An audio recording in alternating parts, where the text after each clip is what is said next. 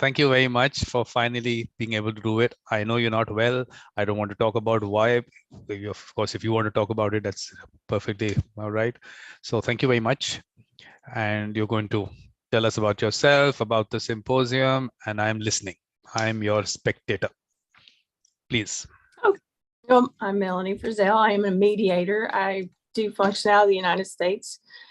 We are having conversations today that I think are just so necessary to advance mediation and how mediation moves forward and how people might understand it.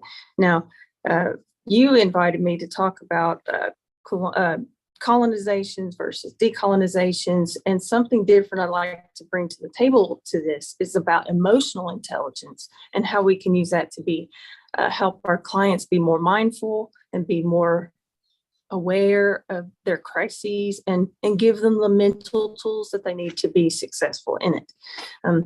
Because mindfulness is something we all have. It's just something we don't all practice. So with that, I want you to participate. If you want to talk or you want to stop something, please do. Please don't mind to jump in at any time. All right. Yep. But you'll connect all this so to a little bit more about. Yeah. But you'll connect everything, emotional intelligence and everything to colonization and decolonization. I'm really happy about that. Well, that's a very interesting aspect. Yeah, please. Yes, it is a perspective that I find interesting. So when I began being a mediator almost a decade ago, I was still very much being transformed. And then the topic of EI comes up. And what's EI? It's emotional intelligence. Well, so do people understand what that is? I don't think we all do. So I hope that this conversation opens and brings to light what tool this might be that mediators can use to de-escalate these while we're on the meeting and away from them, or if we're in the same room and we're trying to have a conversation that will help them come to an agreement that they can live with. We all know as mediators, that's typically what we're doing. We're peacemaking, we're neutrals, and we are working with clients to be trustworthy, self-aware, and make their best effort to resolve conflicts versus having to litigate it. So my background is I did mediation in general civil court for the Tennessee Supreme Court. I also trained in family and domestic violence. And I've also worked as a negotiator and a facilitator, and I do specialize in emotional intelligence. This comes natural to me because it's what I practice. But if we're not aware of this topic, how do we advance and how does this connect to a mediator and their work? Well, I would suggest that that emotional intelligence can be a tool that we use to have like a positive personal reflection on both parties, where they're a lot of times they're coming into the dispute. They're angry or they're taking a position of valuable, and they want to show emotional connections to why something they're fighting for is worth fighting for. And it's not always what's reality, but it's their reality and it's their truths. So how do we bring in EI and tie it into mediation, helping our clients move forward?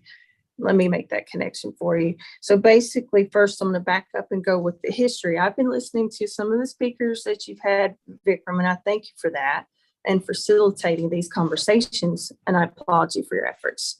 So thank you. And it's okay for you to jump in and talk. All right. Perfect. So yes, please. No. I was just, it's always nice to just hear those nice words that something good is happening. That sounds good. Yes, there's lots of good things happening. And I want to thank you for having me here where we can have a discussion, but I have never heard anybody use emotional intelligence as it relates to how mediators can help people solve their issues, at least in a way that they can appreciate that conflict, that particular reason, whatever issue they were dealing with, is kind of able to move on. So also, my work has also been done, and I've been trained in religious conflicts, organizational leadership conflicts. I do private consulting. And I know in one of your lectures, I heard somebody talk about pro bono, and I think it was actually you, Vikram, talking about how we do a lot of pro bono, but are we doing them in a service until they think there's value with money. And maybe not. Now, what I have done with my clients in the past, if I knew that they were hardship, but they were making a true, genuine effort to get involved, to make a resolution. So it's alternative dispute resolution, or, whatever you want to call it, conflict management, whatever it is. And then you encourage them by giving them tools that they already have. They just need to know how to use them. So this is where I tie in emotional intelligence to meeting up to the Indigenous peoples and colonizations, decolonizations. We've heard all of these from these wonderful speakers that you brought in. And I just think that it's time for me to just step up in and dive in deep to why emotional intelligence in this matters. We had a lot of leaders. So if you go back in time, and one of the most respected in Desmond Tutu, and you might be familiar with him, but he was a defender of human rights. And his truth and his essence of humanity was he believed his works that humanity is inextricably bound up in one another. So as I agree that is true, then we have to hold ourselves as mediators, as peacemakers, as fulfilling a purpose that can give them tools to move on and have a better way of their lives, moving out of the court systems, moving out of the need to have mediators, resolving conflicts. So that's where I'm at with that. So I also looked up some stuff about decolonization.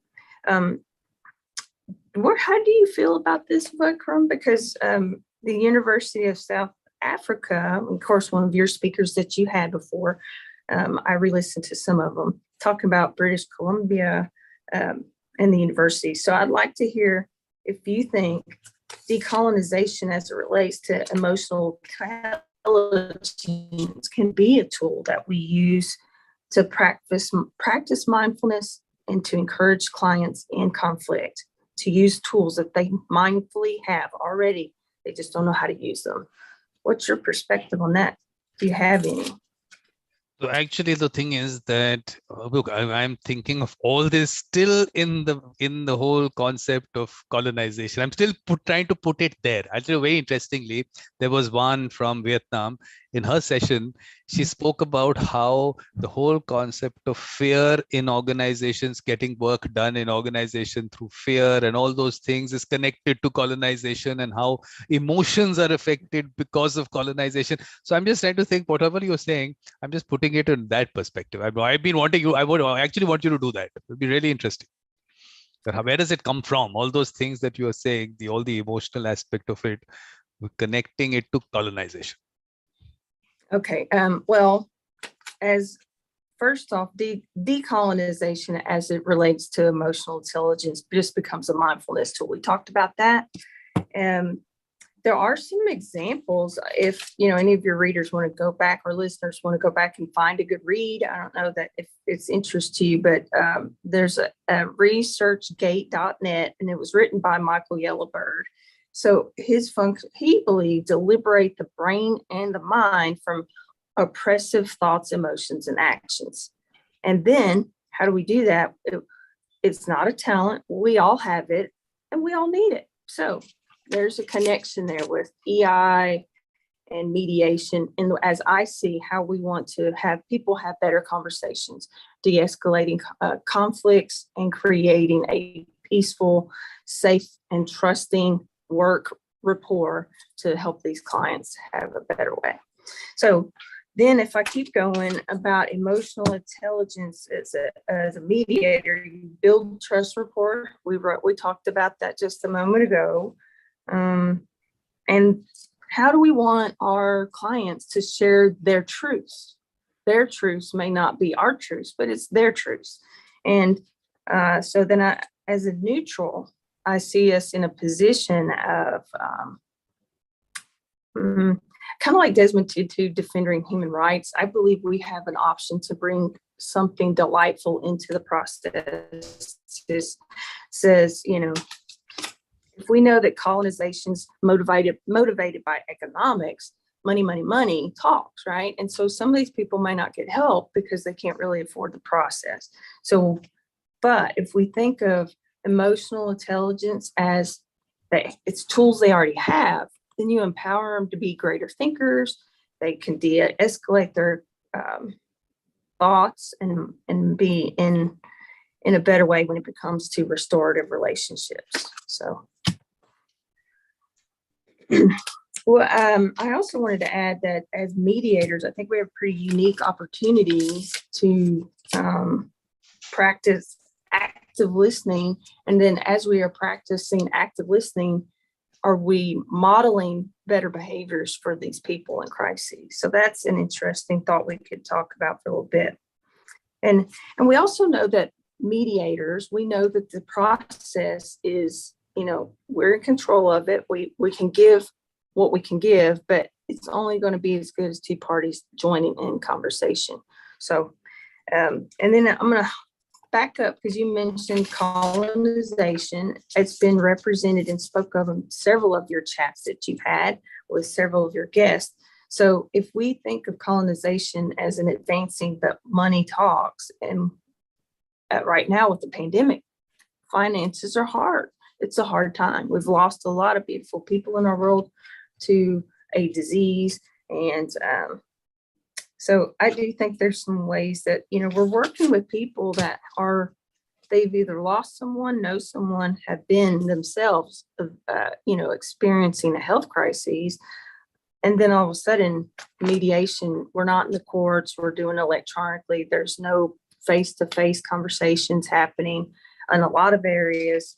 So I would like to see that come back, because I believe that we can be encouraging truth speaking and make a genuine effort to be part of the change, part of something worthy of mentioning independence away from conflict, actually. So we know that for United States, our example of being independent was from Great Britain, July 4th, 1776, right? So do many people understand that gift of being independent? I'm not sure. We'll see. But then we hop back to decolonization. The response to independence it's probably often seen as a self-governing skin tone preference, which I don't agree with. And then it happened. And then this was all going down as we were trying to be independent from Great Britain. In response to independence, we had to deal with self-governing for white settlers and colonies. And that also included like Canada and Australia. And then we had a formal end to an empire like India, right? Informal empire replaced informal empire with neo-colonialism. So that was Latin America. So now, if we keep looking at, did you want me to revisit more colonization stuff, or you wanted me to go on about some other things that connect? I'm really thinking that you've got that direction of emotional intelligence and all that. And I'm telling you, all that will get connected in terms of people's attitude in general and in relation to dispute resolution, how they look at that process and what they are in their mind, what they're going through when they're in that process, how colonization has affected that. I'm just thinking idea was to just open up the discussion and to just see where these things can fit in. And I'll just keep going.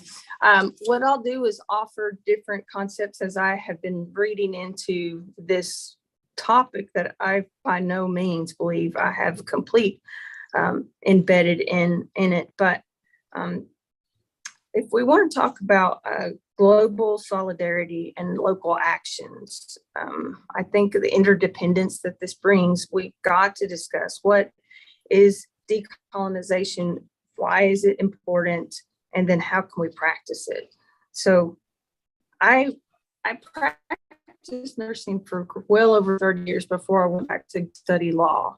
And so now I can tie this into healthcare, business, legal fronts, mediations. So that's a lot to put in one person for one conversation. So I hope we'll have more about it. But cultural psychology is a concept that, let what I'm looking for. Cultural psychology and decolonization is like economic freedom. Right now, we don't have a lot of countries that are in economic freedoms. We are interdependent of one another and how things are happening. If we want to talk about the Ukrainian crises, how much money is going there for the good to try to save the land. And as colonization is gradually taking over land, it's happening. That's a live thing. That's what's happening with us right now. That to me, it's just stirring up how we deal with colonization. What is it that our peoples need in the Ukrainian crises, and how can we help them? And then so I started thinking on those things. I also started thinking about cultural psychology and theories of that cultural psychology. So to end the let's see. So if we increase how cultures can increase their contributions to like basic theories, then I believe that we can advance in the next levels of understanding. So personally, cultural psychology by definition is study of how cultural reflections and shape psychological processes. So, and experiences from a range of philosophical, cultural, historical perspectives. So that's how I think what I have seen through this wonderful conversation that you've made for our world right now, Vikram, that it is going on. It's happening, and it's happening now. And it's something that is, I think, relatable, understandable, and helpful. So do you have any thoughts before I go on? No, perfect. I think it's interesting that you're picking up the entire thing and connecting it to what's happening. I think that's interesting. Excellent. I'm sorry, what? Something interesting is going to come out of it. Something interesting is going to come out of it. That's what I'm thinking. Oh, yes. I think you're right. I do. I think I talked about this with you. I'm going to try to move on with my notes here. I haven't heard a whole lot on post-colonialism, so I'm kind of like intrigued by the concept of post-colonialism. So it's a historical period or a state of affairs. And I think we definitely have a crisis, and we definitely have historical battles, and we have battles right now. And then what does it mean for us once we move from this conflict, let's say Ukrainian conflict? What are we going to do about it? How do we help get through that? So I don't believe post-colonialism should be confused with the claim that the world we live in now actually is devoid of colonialism. Mm-hmm. All right. So post-colonial theorists, like historians, have been concerned about investigating various trajectories of modernizing the concept of post-colonialism. What does it mean for us? How does it help us rethink what we're doing? What happened long before we were on this earth? Other people, we have to look at people's roles to reclaim and rethink history. And then if you bring in all these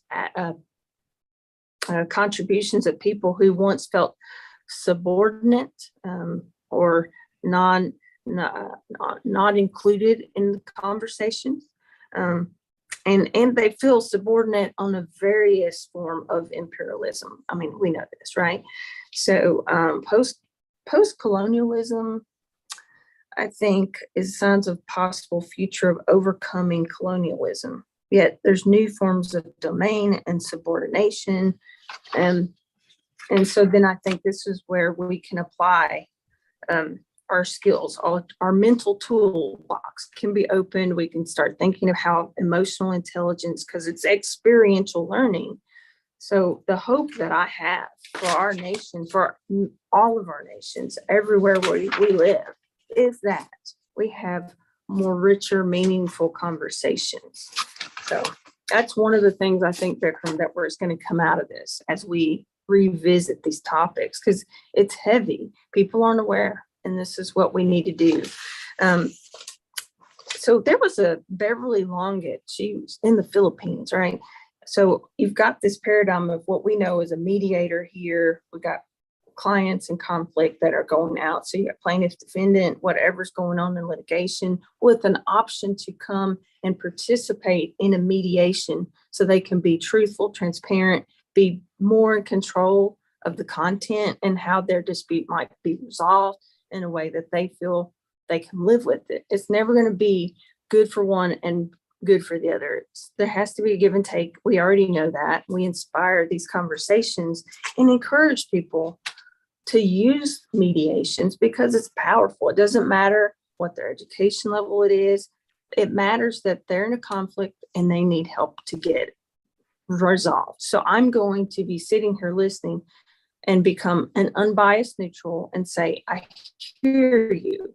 And I think people, when they feel heard, they are now in emotionally intelligence beginning their platform, their meanings of their life. What do they bring to the table?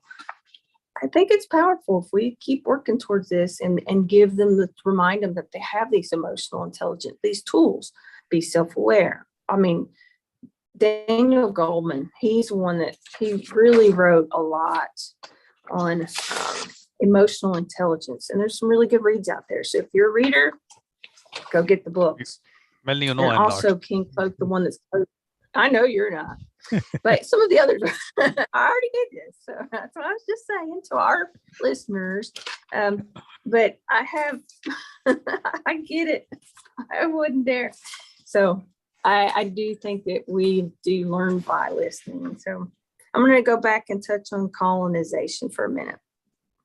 So if we go back to colonization, what I understand it to mean is like an action or process of settling among established indigenous people. What does that mean? And then the action of appropriating a place or domain, whatever to do. Then we look at decolonization, defining as an act of getting rid of colonization or freeing a country from being dependent on another country. So you had somebody on from Uganda not long ago. Cameroon. There was someone from Cameroon. There was someone from Nigeria. Mm-hmm. Yeah. These countries, there's a lot of work that's going to be done, but I would dare to say that the US of A, with as much hype as it is, as we're seen to be a wealthy nation, a well-educated nation, I suspect that we could learn a lot more by listening to our friends in Nigeria or, wherever we are. Our goal is to be peacemakers, be these ones who bring tools with the hope that they will use them or find a way for their words to be heard, for them to feel valued. I just believe there's so much more we could do if we could make every human feel important, valued, heard, respected at no matter what their levels are. I know that some countries believe that the hierarchy of the elders creates the authority and there is no other way. And in that area, I can't speak to because I've never lived it. So I don't know about it. But as far as I see emotional intelligence becoming a part of this tool, I would say the thing that I would want to encourage people most to use is mindfulness. And what's mindfulness? I'll back up a minute. I took a survey about 8 to 10 years ago while I was writing a paper, and I asked people in the hospital settings. Now we're talking well-educated, your doctors, nurses, legal teams, all the way down to those who bless us by picking up the trash and mopping floors. Did any of them understand what what the words meant, emotional intellect? None of them knew. They were familiar with IQ, which is really a randomized number based on the performance of a population. So if we limit our growth just to that, then we are not helping anyone. But when we give equal opportunity for people to advocate for themselves in truths, and they begin to trust and build rapport, have more honest conversations, they know how to do personal reflections, they're self-aware, they're having more mindfulness thoughts to control outbursts that could make conflicts escalate quickly. So I do believe that that's some other stuff that we need to work on. I'd like to see where you're at with this information thus far. How I'm looking at it is that, of course, there are going to be different countries were at different stages when they got independence. So you're talking about obviously the US getting independence that long back. But Nigeria, when do you think Nigeria got independence? 1960. That's nothing. I mean, so the whole colonized mindset to look at that from a Nigerian perspective will be different. And how there's a generational aspect of how these things affect people. So imagine you've just become independent in 1960, 2022, how much of that is still entrenched? So I'm saying, so different parts of the world, they became free at different times. So to be looking at people from that perspective also, I think that's also important, because emotions are affected by obviously that generational trauma and all those aspects of it. So it's connect. I was saying that at some point we'll connect all that. We'll connect it all together in terms of emotional intelligence, colonization, generational trauma, all those things. I agree. And it's a conversation that we shouldn't grow tired in doing. Because there's so, as you mentioned, you have various states, countries in unique circumstances. Some in wars, some are rumors of wars, but there will always be wars. But we would hope that as we begin to watch these other countries flourish and become less under bondage, become more freedom, liberated from the trials that keep them from being able to use what they want to use. I think it's important. And I'm definitely thinking as we move forward, we could spend a week or longer on just these simple topics, because it's intense and it really needs to be lifted up to a higher level of urgency in my mind. That all right, so I understand emotional intelligence, but how do I make someone else use this? As you apply it, I'll give an example. All right, so in healthcare business, that's what I did before I went back to law school. And I realized we were having trouble communicating, when you're looking at the uniqueness of the person that is a patient. Then you've got their families or their friends or whoever's by their side. And then you've got all of these raw emotions that go into play. If one of their loved ones or their friends dies, then it escalates drama in a hospital setting, and litigation is almost 100% sought. And it's controlled by their emotions of what they feel they've lost or haven't been given. So if we think about it in those forms, EI, emotional intelligence, does enter here and has a powerful play. It is, instead of taking position of material things, it is a position of what they feel they are deserved. Now, in the United States, we have litigations that hunt billions of dollars in litigation. And there's always going to be legitimacies taking people to court, and it's their right if they want to experience that. I would hope that as we progress as mediators, that perhaps we could help teach them how to de-escalate these things and to begin to use mindfulness, awareness, self-control, personal reflection as a means of life experiential learning. I believe it does work in the court system. I believe it works in our everyday conversations. I believe it works in my life as a mother, as a wife. and as a communicator, as a mediator, and my hope is that when people are talking to me, that they feel warm and encouraged, that they can speak honestly, be truthful. And then once they get that moment that says, I never saw it this way, then they start to grow. So that's where I think the EI piece of it, for that mindfulness, there's a lot of studies out that talk about emotional work, emotional intelligence work, and decolonization of certain stuff. A lot of EI research. I know you personally don't want to do the reading, but there probably are some that do. But for those that don't want to read, I will offer up some stuff right here. So if we think about emotional intelligence kind of like a triangle, self-awareness is probably at the bottom of it. Then we have to learn to teach how to self manage our behavior. And then self-direct is where we have had an experiential learning. That means that we can feel like we have some control in the choices that are about to be made. And then above that would be the top of it is empathy. And do we practice empathy, right? I'm not saying that we do. I think we've got a lot of work to do with that.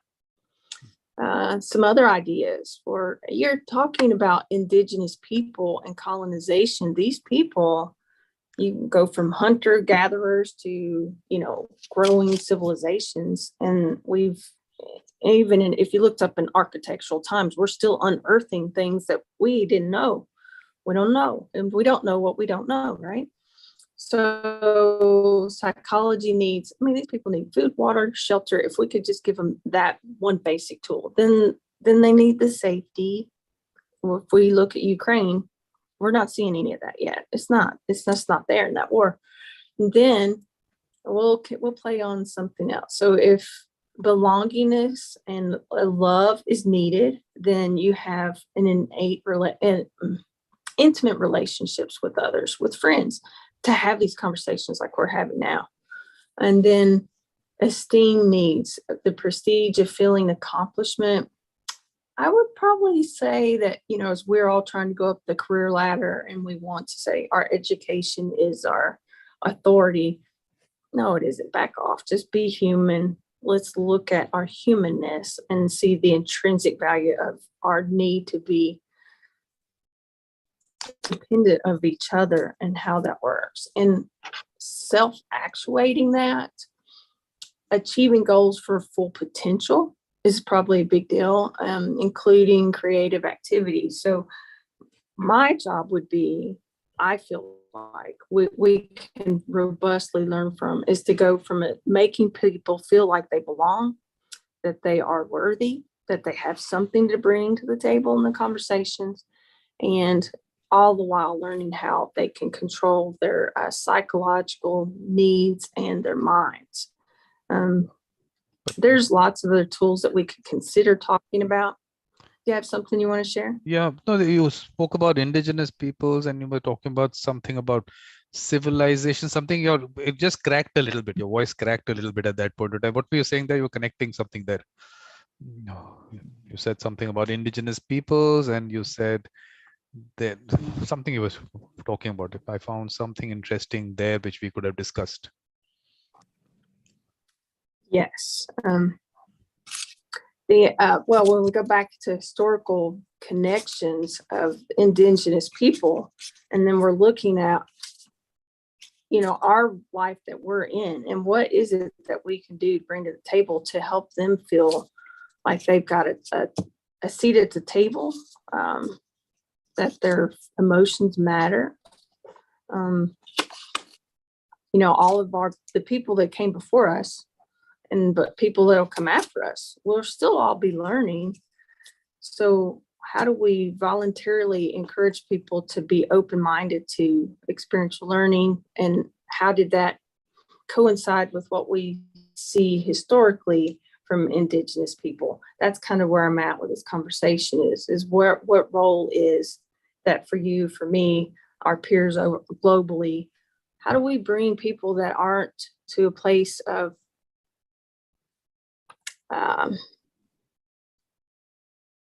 Let me think about a minute. Just trying to connect the dots for you on it. It's kind of tough. Oh, well, I'm really In really the United interested. Yeah.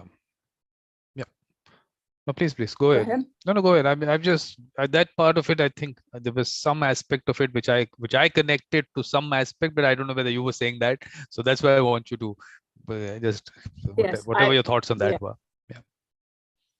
Well, I think that this is a work in progress. I don't think we have all the information we need to really settle the matter on it with our, indigenous peoples.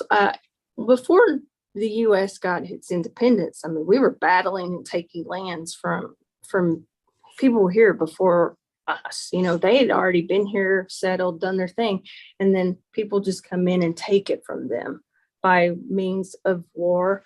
And I don't like that part of our history, but it is still a piece of common history. And it is still going on right now in for example, in the Ukraine we spoke of.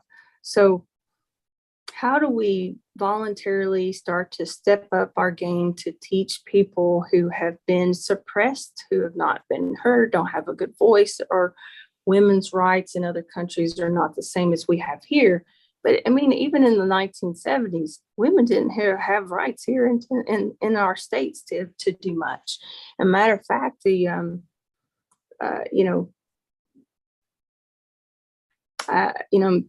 slavery, when it was a part of it, Desmond Tutu was great, a proponent of the apartheid movement, trying to get rid of it. We also know as far back as President Lincoln, he wanted to make, that to end as well. We have stuff that we can work with, but how do we make it move forward? And I think that's the whole uniqueness part of this conversation that we're having. And if this was in a group format where we have more people engaging and plugging in, I think the dynamics would be pretty impressed, because we would just be bringing so much culture into these conversations. So I hope if we do this again, that we can get a lot more people in and just have open discussions about it, and then bounce ideas off of one another. So I feel like that's where our conversations. So what we'll do is, on the last day, that is the whole idea of the last day, that learnings and key takeaways. The idea is that everyone comes together, and based on how many sessions people have watched, based on that, they can talk about whatever their thoughts on that. That's the format, because thing is that, I mean, Melanie herself has so much to put across. So at this point, having a discussion, your thoughts might, I mean, as much as needs to come out might not come out. So that's why I've kept that much time for a person to bring out whatever they want to, and then have a joint discussion. And we can always have a discussion after that. I mean, based on whatever we've discussed. This is still a very small symposium, and because, like, I mean, that Indigenous peoples and mediation, and this should have been one symposium, but I divided the two because I wanted thoughts on both of them separately. And then, of course, we'll have one large one next year where we'll have the entire discussion on that. But why I was trying to connect to, of course, like you was, I mean, even in the US, when did you really get into the decolonization mode? I mean, that also we have to look at. I mean, have you really got into it totally at all? Because becoming independent and being decolonized, I think there are two different phases. And today, most countries are not decolonized. They've got independence. But how much of that, the whole mindset, even in the US, how did I mean, the fact of voting itself, who was voting, how many people were voting, who was not allowed to vote, who later got women, when did they come into the picture? So that whole concept of control, someone controlling things, and that seeping into the mindset and the emotions, because you said emotional intelligence, so I'm trying to fix it up, so connect it somewhere. But the emotions that a person has and brings into a dispute or otherwise are connected to a lot what they see around themselves. And that aspect of, even in the US, that aspect of what has gone into you, what you have heard in your family, or that, all that is all connected. I mean, I'm still saying that I don't think you've still reached a decolonized phase. We are still a very young, we got independence in 1947. I think we have lots to do on the law part of it, definitely.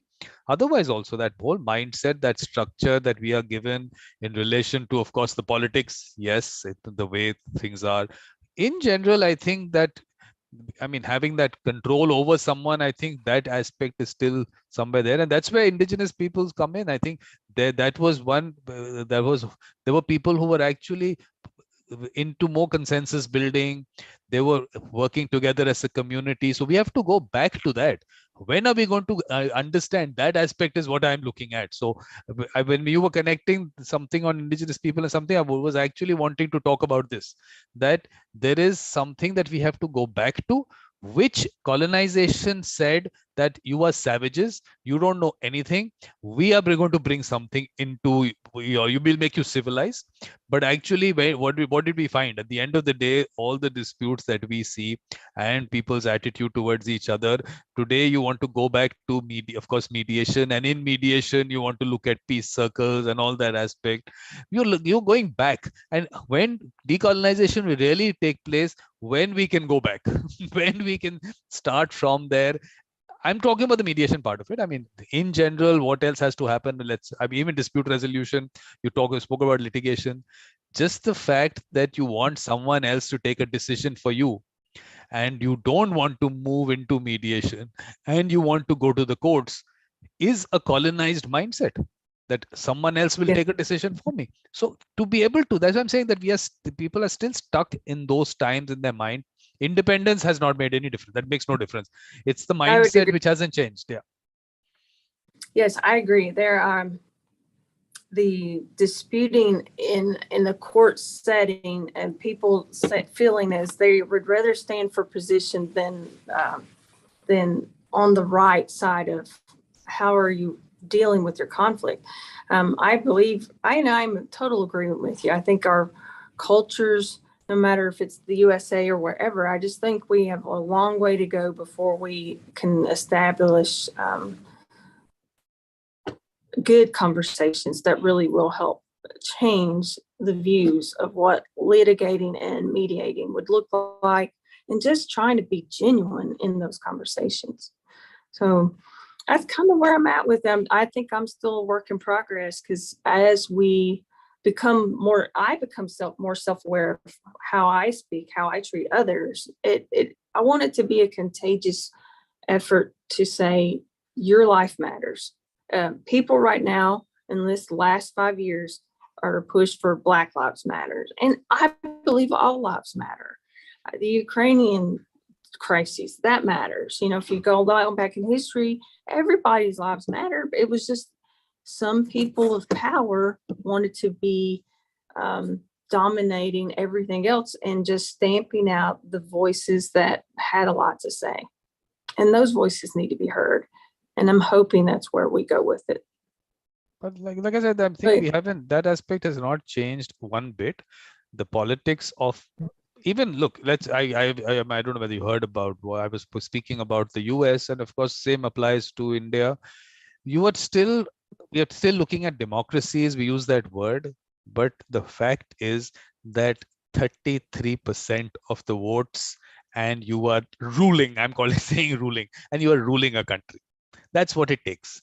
So the mindset still comes from there, and how you are able to in some way have control over people. It's not a people's government.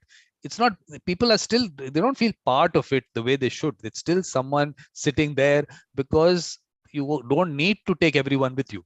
So that trickles down to everyone, and that mindset continues. So that's the way I look at it. Yes, well, I'm in agreement with you. I think that's something we all share.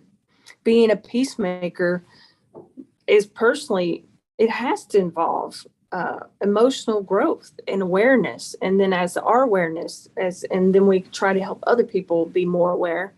I believe our goal and concepts to interject with EI and mediators, our clients, how they look at conflicts, how these conflicts are perceived, and are we handling it in a way that honors what their people are looking for? Because most of the time, if you're bringing something to the court, you're really, really angry about something. And until that hate or that anger can be peeled back like an onion, we're going to be stuck still back where we are and not advance until we can help fully begin to help people realize in mediation that their voice matters. And in the United States, just within the last 50 years, people's voice don't matter. They don't matter. A lot of people's voice are not heard. And there is a big need in my mind that we need to really say, you bring something to the table, you matter to us. What is it that we as mediators can bring to the table to help transform it? Now, if you're a lawyer, litigator, mediator, whatever it is, it's still a wonderful opportunity to interject and give them a voice. So I think that's. No, I think this aspect about voice, people thinking that voice doesn't matter, it's seeped in to people's their mind so much, because just I just look at it again. I'll go back to statistics. Just the fact that, like I said, 33% lets you rule.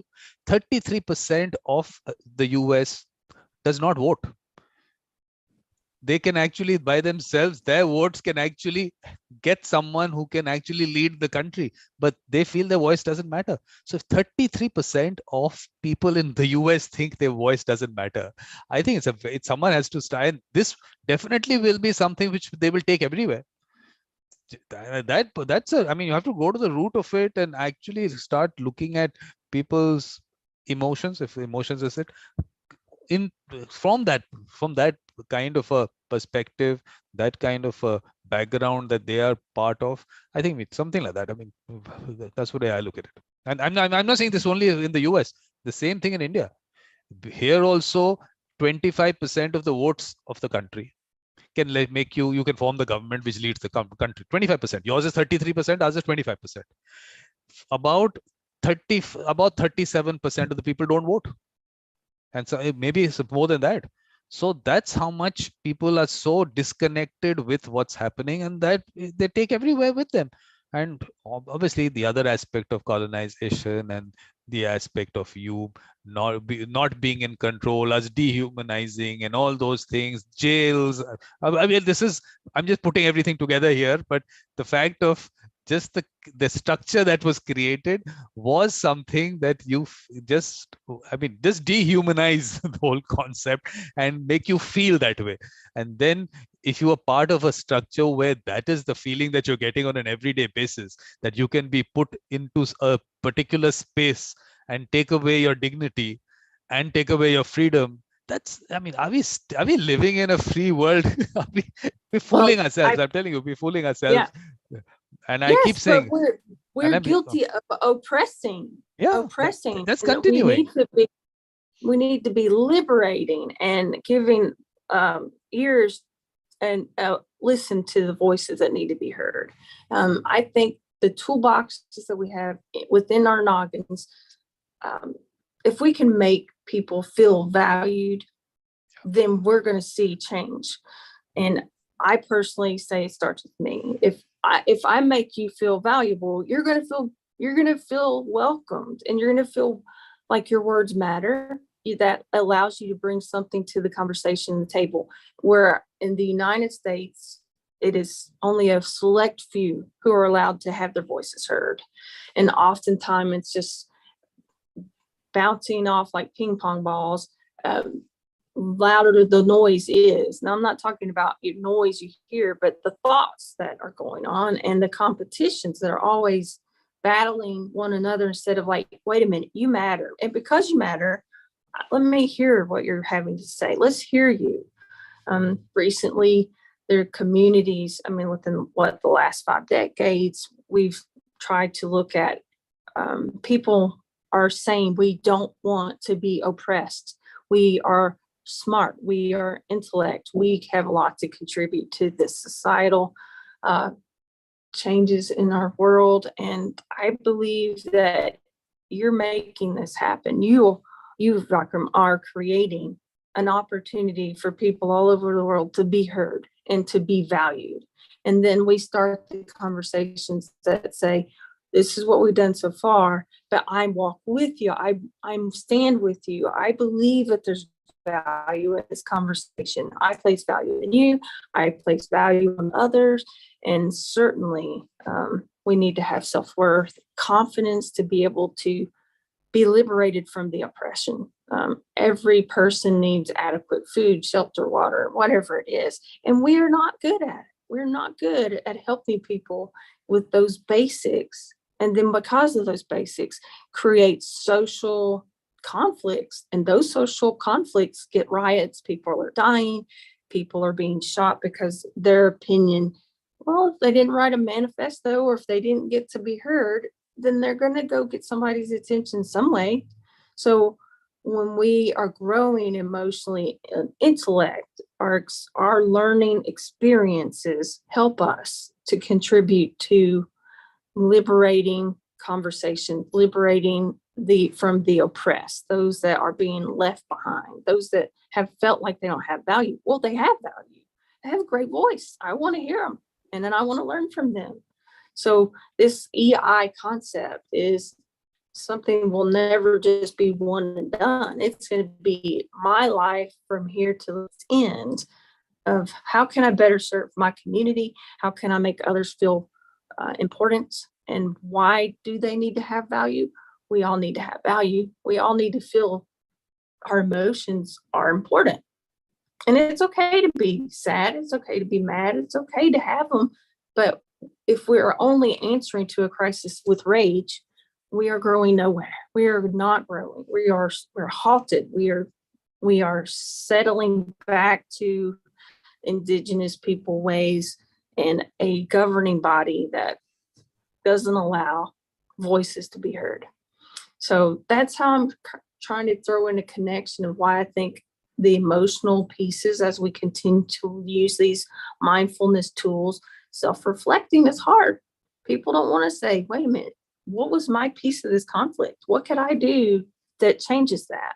I think there's a lot to be said from our branches of government in the United States and government controlling maybe women's rights in other countries or oppressing people so badly that they can never feel like they'll be a part of a bigger conversation. So that's a beautiful goal that I have for our world. And I think it's work. We're going to do that. And we have to do it by ourselves. Yeah. Go ahead. But for that, Melanie, I think for that, we really have to be able to understand that you have to break structures, break institutions. Totally. I mean, you don't tinker with that. That's a colonial structure that was given, and that affects everything that goes into a person's mind in their daily life, down to that, because the structure was something where I could control you. And I talk about, like I just mentioned, jails and the court system and everything. That whole structure by itself has to be questioned. You don't say we'll do some reforms, no, you just, do we need that structure? That's again why I keep saying about why I wanted that Indigenous peoples and mediation to happen separately, is because you should not merge the two, or even to look at them. You have to look at them totally separately, that this was a process. Because I was really happy that I don't know whether, of course, you haven't heard those sessions. In the Indigenous peoples and mediation, there was someone who's from Nepal and lives in Thailand. Now, Nepal was not affected by colonization. It was a protectorate of the British, but it did not affect life there. I mean, in terms of the social structure there. And he comes from a community, he said, all throughout, only consensus building. That's how the community functioned. And other parts of the country, in our country, and of course, I mean, most parts of the world, that was what was broken down. That was the structure that had to be broken down. That was the whole divide and rule policy that a colonizer, that's the only way you function, divide and rule. So that part of it we know existed. And that is getting affected now with the whole concept of politics coming into those communities now. But at least that we know about this, because this history is something which is their politics changing is not very, I mean, just happened quite recently. So we knew what was happening before that. But this is something which is, that part is getting lost in most places. People don't know that aspect of their countries, that, oh, people did sit together. There was a concept of consensus building. There were communities as such who worked together. I think people don't even think that is possible. It's something that has been erased from their mind. It doesn't function that way. That's what is being told to them. And this is a structure which has existed for hundreds of years. And this is the way it has to be. I think we have to break that whole concept out. That is where the issues are. We're not being able to look back, because history by itself is something which is told to you, and you pick it up from your school or wherever you go, and that's what history is for you. But that's not history. There is so much more which happens. Every government has its own history that they want you to read. And that's why I'm saying that we have to be able to just go beyond what we see, what the structures that we see. Let's see what kind of a framework do you look at if you were given a blank slate to work on. I am saying people are still not that open in their mind to create something.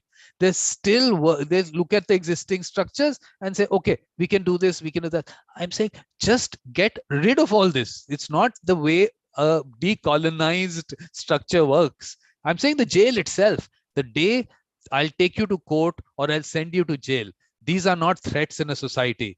That's when we're moving forward. Up till then, we are stuck in the colonized world, the colonized structure. We haven't changed that. Yeah. I think we're going to be a ways before we liberate from this. It's just because we, as a whole, suppress so many people that until we liberate and just hear their voice and give them a platform, we're not going to be changing anything. And it may not be in our lifetime, but my children might see it one day if they feel compelled to be willing to validate a person's worth and their voice and their interests, lack of interests. There's so many pieces to this puzzle that we have to bring. And I think we're in progress, but it's sometimes faulted and slowed down with every social crisis or every riot.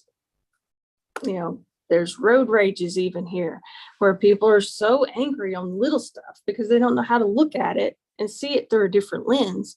So they're not in a way of peaceful thinking. They're in immediate gratification to punish what they feel has been wronged. And I would hope that this eventually will change to where the people out here doing the bomb threats and the school shootings and all of these things just wanting to be heard. How do we do that? Well, we batten down the hatches and we don't want people to come in and you're not welcome. But then as we shut those doors, that's a figurative speech, but terrible things are happening, and it's going to continue to happen until we stand up and say enough. Because I'll tell you, Melanie, that's my thought today. My thought is that the concept of community is gone. There is no concept of social pressure. There is no concept of belonging. And up till you don't have all these things with you, you are always going to look at whatever society that you are part of as an alien kind of a concept there. That, I mean, this is not me. I'm not part of it. Up till people don't start feeling part of whatever. I'm saying it's down to the smallest community. Then, of course, your state and nation and world, those come much later. I think that disconnect from society, from communities itself, I think that's where the issues started. And I think that's where a lot of work has to be done. And for me, people with the mediator mindset definitely they have a lot of work there. I mean, that's a role that they have to play. And I do agree. We're going to have to step up and join the cause and stand up for what we believe is. Some people only believe in justice, and then other people believe in a power of higher deities. And then there's people who still will never find value in themselves because they've been so suppressed for so long. They're dependent on others to spoon feed them or, give them what they need without making anybody work for it. And I'm like, my position is, no, the thing you need to do most is we need to dig our heels down deep, join together and give these tools that these people who feel like they don't have a voice, cannot be socially integrated. They can be. They are a part of our societies. They are valued members of our society. And as we continue to have these dialogues, as we continue to hopefully continue to press it, it will become an awareness that these people have. Oh, wait a minute, my aha moment. I can do this. Yes, you can. You can be self-aware. You can be self-reflective. You can control your emotions. You can look at the trajectories of your life and how are you willing to change that? What are you willing to give up to take the stance for what is right? We still got to deal with that. Yeah. I think I feel that when you on the other side see a system where your rights can be taken away, your freedom can be taken away, and to tell that person that no, come be a part of this, but I can do this to you, but I can take away this from you. How do you get that person into a circle? when that circle itself, you are a threat. There's a threat. You got to be invited into the conversation, and then you say, hey pal, come over with me. I stand with you. Let's have these conversations. They're beautiful. Have them. Let's do it. And I believe that you are allowing a global awareness presence through the symposiums. And I hope that as it continues, I know it's coming to an end soon, that the work will be, what did we learn? What can we do if we could bring this together? How do we make the world a better place for you and me? In the 80s, it was a big press for that. There was actually a song based on that, but I think we've put it aside and we're not doing anything with it. It's time to pick it up. Let's move. Let's go somewhere with it. So Melanie, that World Mediation Circle, that is the total concept. That is the concept that, and right at the grassroots level is where we're going to start, and we're going to start really small. So Melanie is going to pick up one school, one community, one organization, that's it, and create that culture there. And then that gets duplicated. It's like, I mean, Melanie cannot go out and do it on such a large scale that we need. So she creates that circle, which those people themselves take it forward, and the movement goes on. So we have to just start there. Just one, even I'm saying one community that you can create that culture in. And there's lots happening there. It's not just about saying that, oh, come, this is mediation and sit. No, it's good. You'll have work to sit like this and tell them all those good things that you're saying, to be able to get those feelings in. But at the same time, on the outside, that world that they see, connecting the two, that will be where the challenge is going to be. Here, let's create this nice world here, but around you, the structure, the institutions, the attitude, everything is so different. So that is why once people see some people sitting together and doing some nice things, I think they'll take from it. So Andrea's a little late because she was picked up the wrong Zoom link, which is normal. Andrea. Sorry about that. What was happening? But yeah, no, I was using a link that we'd used before, and it just kept redirecting me and saying there was another meeting in progress. Obviously, look, if you don't read my emails, how are you going to get the link? So first, don't you want to say hi to Melanie? Hi, Melanie. How are you? Lovely to meet you. And lovely to meet you as well.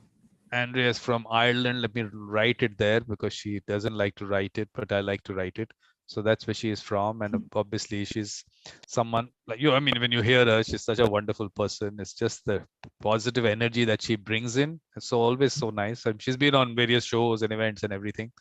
So she'll have wonderful thoughts here also. So Melanie, what we'll do is we'll end this session of yours and we'll then start that. You can stay, it's totally your wish. So thank you very much. And thank you. These conversations will continue and lots of good conversations we'll have. So I'll just end this live stream.